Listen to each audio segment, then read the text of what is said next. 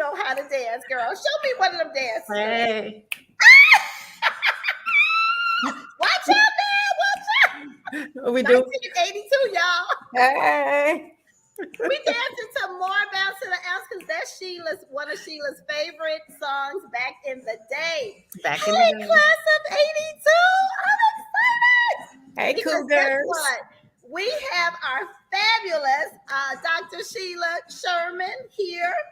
And listen, I'm so excited because she's sharing her past, her present, and her future with us today.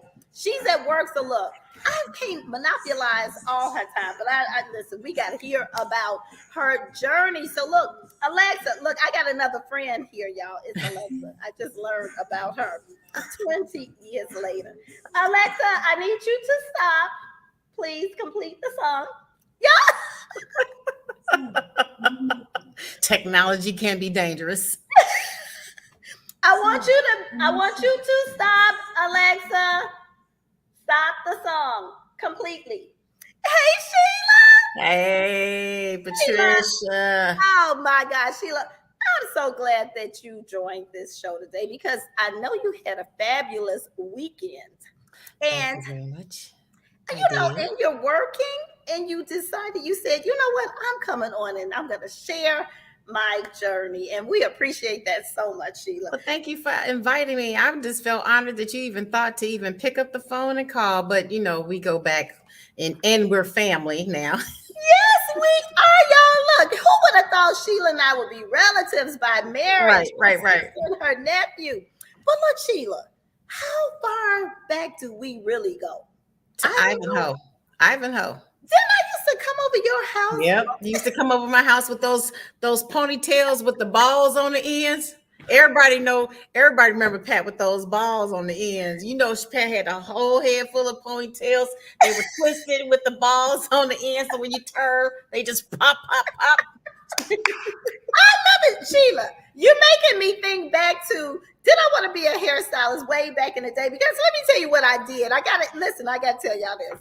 I didn't have very long hair. Now, Sheila, your hair was long and thick. Yeah, but yours was down to your shoulders, so it wasn't. It was to my shoulders, but girl, I wanted long hair, so I would take aluminum foil, connect it to my braids, put those beads on the ends, girl, and honey, creativity. That's what you call it. You made it work. Wait a minute, this was before weave was affordable, right? Exactly. Listen, I said I'm gonna make it happen. Look, God didn't give me long hair, so I'm gonna create it for myself. And you did. I did. Sheila, I'm so happy that you're here. Now listen, y'all. Usually I read the person's bio, right? But Dr. Sheila Sherman, it's about 10 pages, front, back, and all around. So guess what? She said she'll give her own elevator pitch. Yes. And I will give it's so beautiful.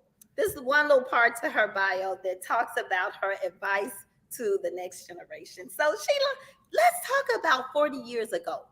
When we were about to graduate, how did you decide this journey that you're on? Or did it just happen? No, it really was God's purpose for my life because I had no intentions of being in the field of education. And my classmates, a lot of them remember that I was pretty much a geek. I was into school so much, into everything. And school was just fun for me. And it started at Ivanhoe. Ivanhoe was a phenomenal experience. I mean, Gary Community School Corporation has given a lot of us a platform, and those experiences that I attained in Gary are phenomenal. And I try to recreate some of those joyful moments that I had as a student in Gary for other students, because I just don't see that kind of joy and joyfulness in learning institutions. So going back, really while I was in high school, I went through thinking, I think I want to be an attorney. And after going to college and taking a business law class and struggling to get a C, I was like, oh, scratch that off. Then that's not on the table. Then I said, well, maybe I can go to the military because I spoke Spanish fluently in high school. And I said, well, maybe I can be an FBI agent. And then going through Coach Barnes' swimming class and having little Teddy Reese come in there and jump in to save me, I said, well, scratch that off the list because I can't swim good enough. So scratch FBI off the list. And so then I started thinking, and I said, well, maybe I just applied to Purdue, the only school that I applied to. Got into the business school, and I said, well, maybe since I speak Spanish, I can go into international business. And entrepreneurship is hereditary, the research says. So my mom had two restaurants at different points. My grandfather, who lived in Detroit at the time, owned a grocery store. And so I said, well, maybe I can go into international business and use my language skills. Okay. And so when I went to Purdue, that's what I started out majoring in, Krannich School of Business. And then I had my daughter on my sophomore year, and then I decided, this is not it either. I'm just not feeling this. And I switched to the School of Technology. So I graduated from, at that time, Kenoi School of Technology, and got into organizational leadership. That's what it's called now. It was called supervision back then. Okay. And started working in the auto industry. So I started in the auto industry, worked for GM as a manufacturing supervisor, went to Ford, working with product liability and warranties, service managers, and then they downsized, and actually both downsized. So between GM and Ford, I came home when I was looking for a job, had not had the Ford job offer yet, and started working in Gary schools. Mr. George Comer, my church member from Evening Star, tried to get me to be a teacher. And I was like, no. Then my mom said, well, you got a baby now, you should be a teacher. And I said, no, they only make $18,000. Why would I go to school to make $18,000? I'm like, to be a teacher? No. Oh, But Mr. Comer brought me in for a temporary sub position and at Tolliston, okay. where I went to school, for middle school, went to Tolliston. And so I was subbing in a gifted and talented program, and fell in love with that experience, and just Wow. working with the tweens, and Yes. they were hilarious, and I just had a joyful experience. And I said, I really liked that. That was really fun. Okay. Then I started working at Ford, and then I went to Johnson Controls as I was working on my teaching credentials, because I did decide to finally, after I left Ford, go into education. And because I had the Spanish speaking skills, Mhm. they Detroit Public Schools picked me up, and I was a teacher of record there, and as I worked on my degrees and my teaching credentials. And so I got into education and haven't looked back, and it's been over 30 years since I've been in Wow. education. So I've taught from K through 12 and graduate level courses at a couple of universities. Wow. And then I decided to pursue my education specialist. And last was my doctorate from Michigan State University. Wow, that is amazing. Over the 40 years, you have done so much. Sheila, one thing that when I think about you, I always, this comes to my mind, that you are fearless. Hmm. Fearless. Mhm. You will pick up and leave. Yes, I've been known to do that a time or You two. will pick, listen, you don't let any grass grow under your feet. You're Well, not going yeah. to sit in a place. You're going to get up and keep it moving. And I love that about you. I love that. Well, sometimes you got to go where the opportunities are, Yes, yes. and Gary is always home and always will be home. My mom had a home there for over 50 years, and Gary was my home for like 43 of those years. And Yeah. so it's always home. And so I always have that special bond and love in my heart for Gary Community Schools Corporation and my friends that are still there, my classmates. And I think we have a unique bond in 1982 because we still try to enjoy each other's company as often as we can, Yeah. reunions and going out of town and traveling.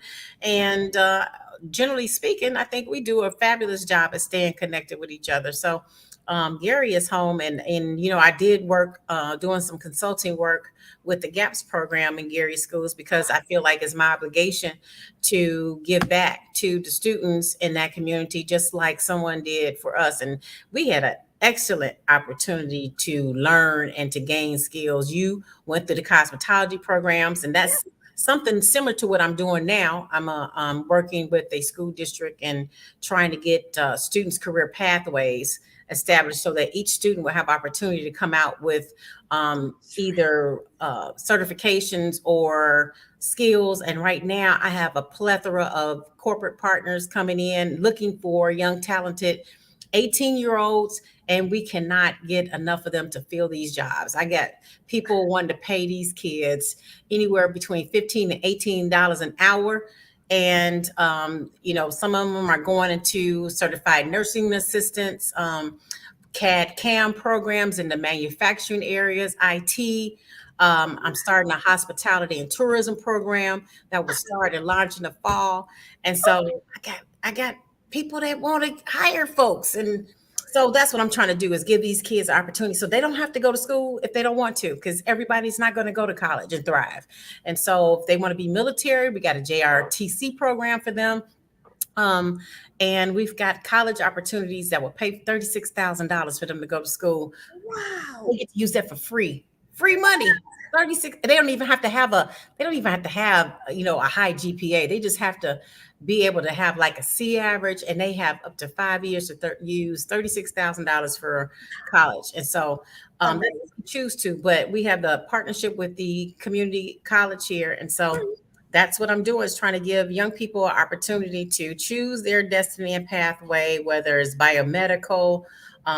They can go here and take college courses and simultaneously graduate with their diplomas from the high school. And so the doors are open, and these young people have so many opportunities. We had a good thing too, because through Gary Community Schools, I took my college English classes from IU. Okay. I had that outdone and out under my belt. And so by the time I got to Purdue, I tested out of Spanish. I had my college English done. I had 18, I think, credit hours under my belt between testing out of certain classes and then the credits I transferred in from IU. So, the opportunities are here for young people. And so my job. This is what, I guess this was my divine purpose. That's your divine purpose.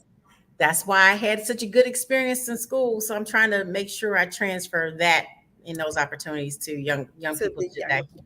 I love it. Oh my God. You guys, when I say you guys, all the people that I've interviewed thus far, it's amazing how you guys have reached back and took your skills and your knowledge to help them come up. No one left behind. That's what it looks like to me. And so look, Sheila, it's amazing just if you could think about how we could reach the kids, because these kids are on another level. They've been raised differently. Do you have any suggestions on how we can really reach them and pull them in and give them some skills, some opportunities? What do we do? Well, there's a couple things that I've noticed. I've been assistant superintendent in a district in Indianapolis and superintendent of charter schools at one point in Cleveland, Ohio.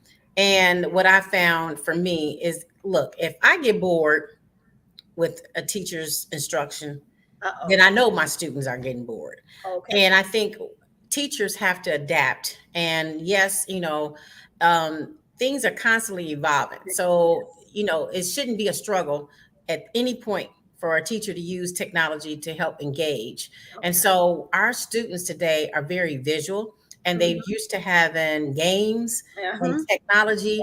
And so we don't do that and think that just reading a book is going to capture their attention and engage them, then we're sadly mistaken. And we're really missing the beat here.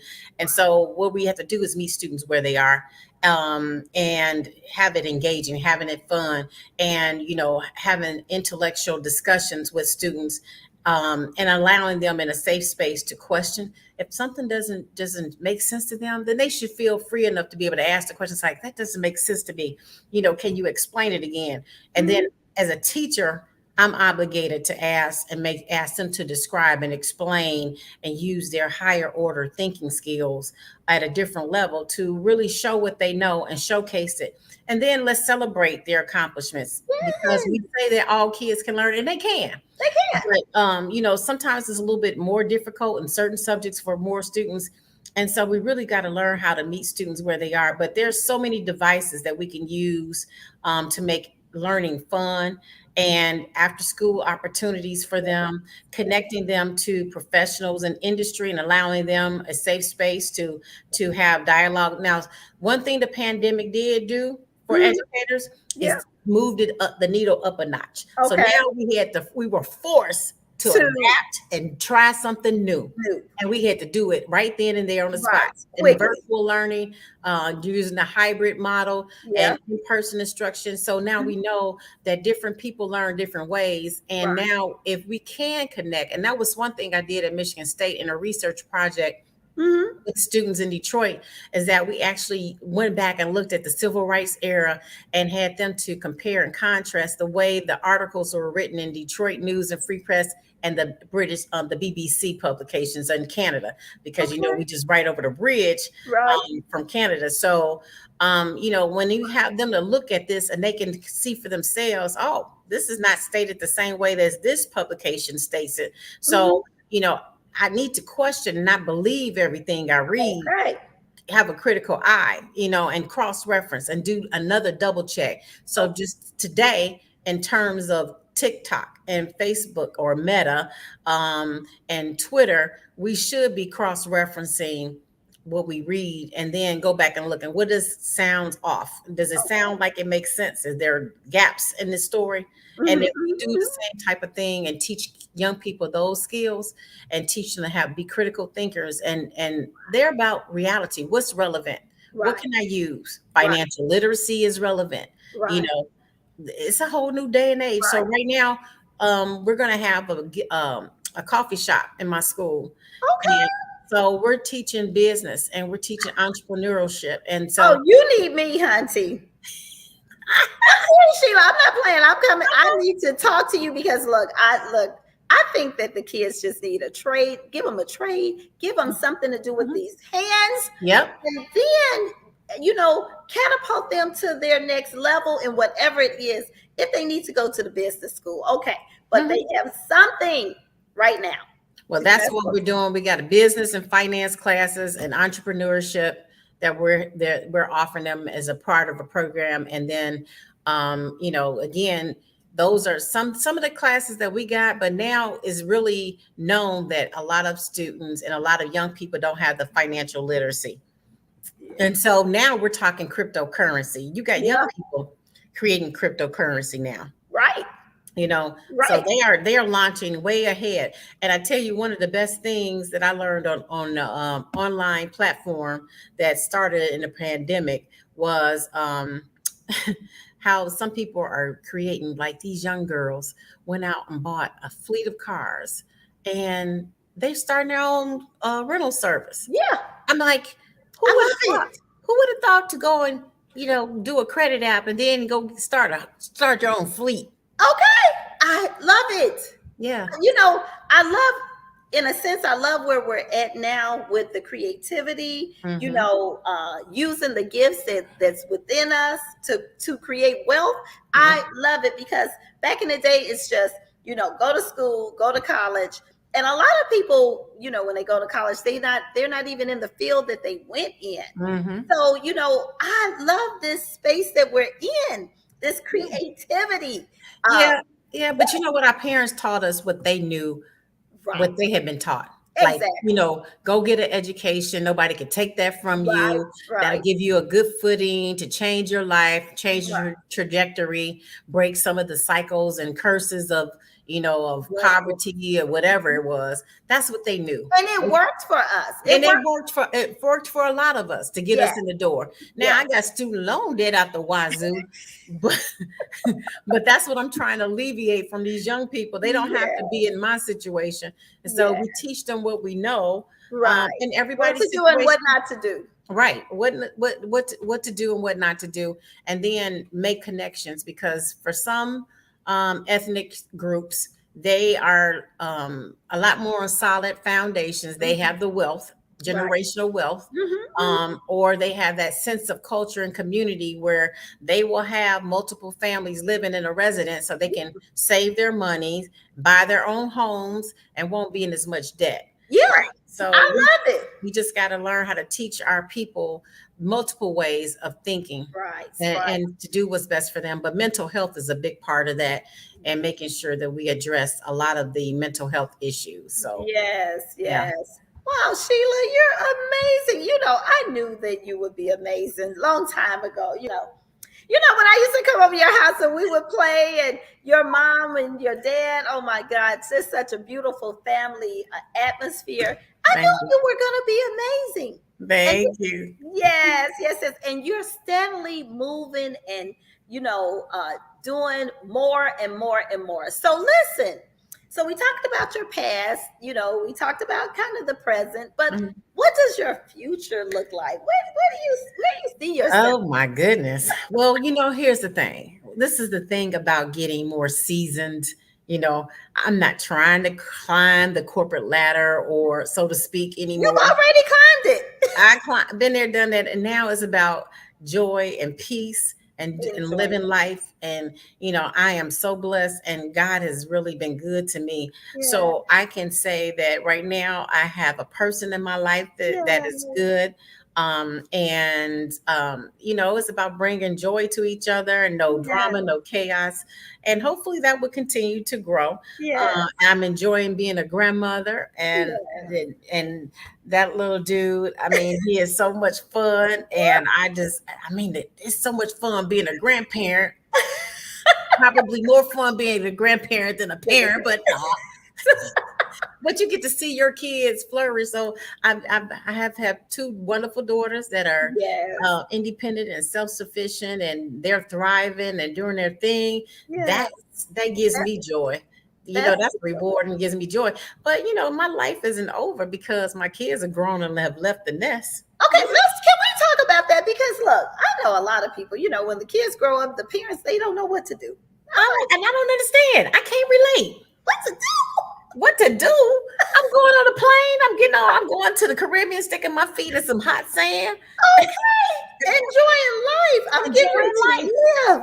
Yep. And I Yeah. think one of our classmates do it so well. And that's Lillian, Cheryl, Bennett. Yes. I'm taking notes. Oh, That's my sorrow. I'm taking notes from her too, because she yeah. sure every Is time I she? turn around, she and her mama be on there. Miss Bennett, they'll be Yeah. on the plane in a minute. But I like to travel too. So that's one of my things. And I'm a foodie, and I love to go experience new restaurants so that's what gives me joy. That's my thing. Traveling and just Just, enjoying just different enjoying social the. gatherings, going to concerts. I can't even tell you how many concerts I've been to this You year. just left one last night. Left one last night, left one the night before, outdoor concerts. And yep. I've seen Luda, I've seen Diane Reeves, I've seen the Motown Diane review, I've Reeves. seen Michael Jackson live, David Sanborn, Peebo Bryson. I can't even tell you how many concerts I've been to this year. You're But that's you're one. fine, girl, Sheila. You're a fine girl. I love it. Yep. And so the song you played, More Bounce to the Ounce, that was one of those songs that took me back to 1980. And Bernadette Cobb, she had a party outside. I went to the party, I girl. never forget that party because it was jamming, and Yeah, everybody was everywhere. yes, And that was the song of that summer. yes. And I just like, oh, more bounce to the ounce. And then my friend Marlon Coutet, he used to play it all the time too. So it's got a lot of good memories. And Oh, Bronwyn, and then just having a good time, and Rhonda yes, Ford, and you know. yes. So then I also have made connections recently, and Josie and I, we go back to kindergarten. Peanut, Josie, Josie Josie Lisi, and Peanut, Arthur Harris. Look, I interviewed Peanut 2 weeks ago. He is fabulous. Yep, Peanut, yep, I'm sorry we didn't get together on the weekend, but we're gonna get together, Peanut. I know he's yep, watching. yep. And then so Peanut, Josie Lee C, used to be John, John, and then Rhonda, we were all in the same kindergarten classroom. okay. So Josie lives not too far from me. And Really? so we said Oh, yeah, she's in Port Huron. So we said we're going to try to connect. And so oh, I'm so going to try to start a Gary group. So I'm just telling folks, yes. and then those like I ran into some other Gary folks up here. And so we're going to try to start a Gary group in Oh, that's Detroit. gonna be nice. I Yeah. love that. Staying connected as much as we can. Yep. I love it, Sheila. But look, Yeah. Sheila, I've been calling these classmates trying to get them to be on this show. We just talking about it. I can't get them to join. Sheila, Oh, can you call out some names, I'm please? calling out my Sands, Michelle Flynn. Michelle Flynn. She's a speech pathologist. I want her She's on. doing some great things to help people. And then I would say Jeanette Pope, and I don't want to butcher her last name because I don't have it in front of me. But she is Dr. Pope. I'm gonna look for them on Facebook. Yep. She's a doctor, and she's a dentist. And so then we have Bronwyn Kute. Okay. Okay. And Shantae Sposato, Shantae Jackson, if most people know her. Yes. Sposato. So I need all those numbers. I'm challenging them to them. come on the show. I'm calling y'all. Y'all, listen, I'm telling y'all now, I'm calling you guys. I need you to be on here and share your journey. Anybody else, Sheila, that you can think of, please text me their name, their numbers, and Okay. I'm going to reach out. But listen, Sheila, it was so much fun. More bounce to the ounce, Alexa. We got to leave out dancing. Oh yeah, and don't forget Cheryl Lillian Bennett. Cheryl Lillian Bennett. Yeah. Oh, wait a minute. Before we leave, Sheila, listen, you did give us your bio, but listen, y'all, I gotta, Sheila's got so many pages of her bio. It's amazing. It's so beautiful. But this one part, I gotta read. I gotta let people know where your heart is at and how you feel about the next generation. So listen, I gotta read this. Listen, y'all. Ooh, look at those glasses. These are my Bling Bling glasses. Girl. I see. Look, they're readers though. So Sheila says this is her advice to aspiring female leaders. She says to be confident and assertive in what you want for your career trajectory. She says many will try to lock you into a box of how they believe your career should be according to their agendas and biases. Sheila, she says, rebuke those and listen to your internal guide to do what you feel is your passion. She says, solicit opportunities outside of the academic areas to build your capacity in operations. She says she's just given us typically being are slated for high school principal roles before getting into the superintendent role. Apply for those high school positions. Listen, don't limit yourself. Now, I'm just coming out my own. Don't limit yourself. Listen, absolutely right. Do what you want to do. Don't let anybody tell you what you can or you can do. You do you. Yep. And let me tell you real quick before we get off. Let me give you this little story around why I say that. Okay. So I've only applied to Purdue, only one undergrad school. Every school that I applied to, it was the only one. And I got accepted, right? So Michigan State, I applied. Now, this was after taking 3 or 4 classes a semester as a graduate student, with 2 kids at home, working 3 jobs at that same time. And I had a 3.67 GPA out of 4.0, right? So when I initially applied to Michigan State, they turned me down. I'm like, like what? So I got turned down. I'm like, I've always taught my daughters don't accept no for the final answer. So I got on the phone. I called. I'm like, because I got a generic letter says, we regret to inform you. I'm like, blah, blah, blah. I'm reading no details about why I didn't get accepted. So I got on the phone, called the director of the program. And I said, well, can you tell me why I didn't get accepted? Because I like to reapply the next time, for the next term. She said, well, I don't know. Let me look and get back to you. So she called me about 2 weeks later. And in the meantime, I'm like, okay, Lord, if I get into this program, what am I going to do? Because I don't have any insurance and I need insurance for my kids. I can't just leave my job and go full time and no insurance. So she calls me back 2 weeks later. She says, well, Miss Sherman, I'd like to tell you that you got accepted into the program and we're going to give you a monthly stipend and we're going to give you health, dental, and vision for you and your kids and your family. And we're going to pay you, we're going to take care of your tuition and your tuition be taken care of. I put that, I was in my classroom at the time teaching. I was like, oh, and I started shouting hallelujah. I was like doing hallelujah. I mean, really. Now the only and then when I got on campus, I found out why I got accepted. Okay. I was the only person who has ever called to ask why they never got accepted. They said they had never had anybody to question why they didn't get accepted into the program. Because there's only a committee of people and they just evaluation. They got X amount of slots. And so by me calling to question why, they said this is the kind of person we need in our program to do research that's going to question and not accept everything as fact. Look at you. Look at you, Sheila. You have just, did you hear that? Now listen, it reminds me of this story this young lady told me. She said, I had applied, well, I tried to get this contract. And we submitted the proposal and everything. Mm-hmm. And she responded, she said, not at this time. So one of my partners said, okay, I want you to go back and ask her why. Mm-hmm. And so when you said that, listen, because I'm coming back for this lady. You don't know. I'm like you. I don't give up. I don't care. You said no yesterday, but today you're going to say yeah. Mm-hmm. So it's a beautiful thing that no matter what, listen, somebody's no can always turn into a yes. And that and not knowing that it wasn't just by my doing, that's also God's favor, right?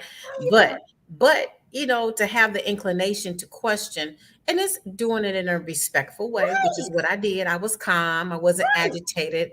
Right. And I just told her, I said, I like to know so that I can work on that so I can reapply.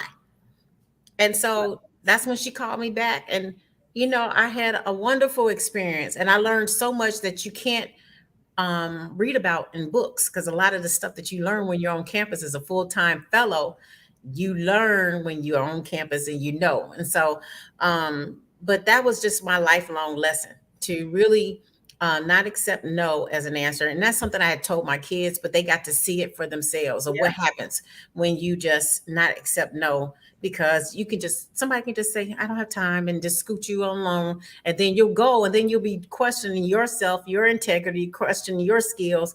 And all that wasn't necessary. It was just a matter because they got X amount of slots and they could be somebody else's favor, or they might know somebody else's kid or whatever. Right. Whatever the circumstance, it was because I questioned why I didn't get it. I love it. You're helping me, Sheila. 40 years later, I'm a lady of I'm not accepting no, but even at this time, moving forward with what I'm doing now. Mm-hmm. Yeah, you're saying no, you're not responding, but guess what? Mm-hmm. I'm not accepting it. Yep. Nope. Put it in writing. Tell me why. Yes, what can I do different? So if I didn't get it, what can I do different? Right. Yes. See, we all can learn. Look, there's always an opportunity to learn, guys. Mm-hmm. 40 years later, I'm learning from Dr. Sheila Sherman. I love it. Sheila, I need to talk to you. I won't bother you this week, but I am going to be calling you because there's some things that I do that I know the school district would love. Okay. And, so we can talk about it. Okay. Listen, we got to leave. Our time is up. And, my producer is in here. My assistant producers over here eating it, listening, loving what we're talking about. She should be asking Alexa to play more bounce to the ounce. Alexa, more bounce to the ounce. Play it, Alexa. lunch. Alexa went up. Listen, 1982, 40 Right? years later, this is what you get. Yep. I love Well, it, Sheila. Thank thank you, you. Sheila. Thank you. Listen, are you going to the class reunion? Absolutely. Paid for. Registered. What's up? Watch out, Nola. Nola, we coming. I love it. Do you know if a lot of the other classmates are coming? I don't know. I really haven't checked to see who's coming, but hey, I'll be on bells and whistles. Yes, and you know what, Sheila? Because last time we had a wonderful time. That We did. white party was spectacular. Yep, it was. And listen, whoever comes, we just gonna enjoy the moment. Whoever comes, the next time we need to go overseas to the Caribbean. Oh, watch out! I'm putting it out there. Lynette, you hear that? We need to go to the Caribbean, Lynette. Thank you. Call Lynette out again. Lynette and Latice. I need those two ladies. I'm gonna see if I can get them on the show together. Okay. Because Lynette don't want it, and Latice is like that's not me. But they're so awesome. I need them. Yep. So absolutely. listen, guys. Hey. See you guys. Thank you, Sheila. Thank you, honey. Love you. I'll see you soon. Hugs and kisses. Love Yep. you. Yep. Bye-bye. Bye. Sheila, don't leave because we have to take I don't even know how to do the picture, girl. I'm gonna have to screenshot the picture later. Yep. Screenshot. Love you. All right. Love you too. Bye-bye. Bye.